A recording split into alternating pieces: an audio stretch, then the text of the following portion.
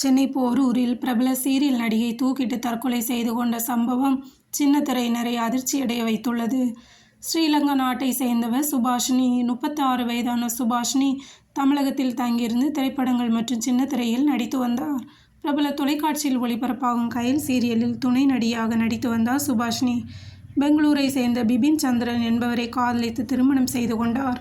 திருமணத்திற்கு பின்னர் பெங்களூரில் வசித்து வந்த சுபாஷினி படப்பிடிப்பு நேரங்களில் மட்டும் சென்னை வந்து நடித்திருக்கிறார்.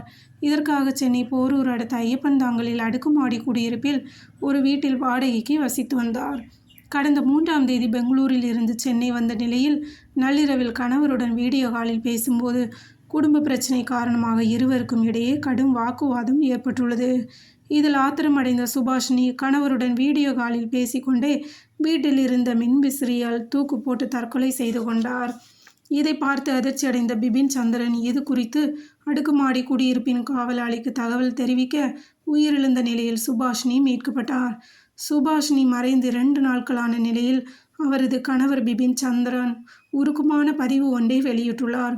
தனது இன்ஸ்டாகிராம் பக்கத்தில், பேபி, உன் ஆத்மா சாந்தியடையட்டும். உன்னைப்போல் என்னை யாரும் காதலித்ததில்லை. நானும் உன்னைப்போல் வேறு யாரையும் காதலித்தது கிடையாது. என் நினைவில் எனக்குள் நீ எப்போதும் வாழ்கிறாய்.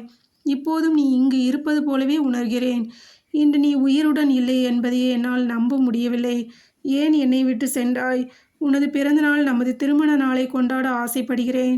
நீ இல்லாமல் நான் இல்லை. அடிக்கடி டிராவல் செய்ய வேண்டும் என்று கனவு கொண்டோமே பேபி என்று உருக்கமாக பதிவிட்டுள்ளார். சுபாஷினி.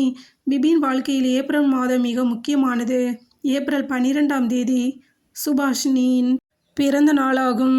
இப்படிப்பட்ட ஸ்பெஷல் மாதத்தில்தான் சுபாஷினி தனது இறந்த நாளாக மாற்றியுள்ளார். அதனை நினைத்துதான் அவரின் கணவர் பிபின் சந்திரன் உருக்கமாக பேசியிருக்கிறார்.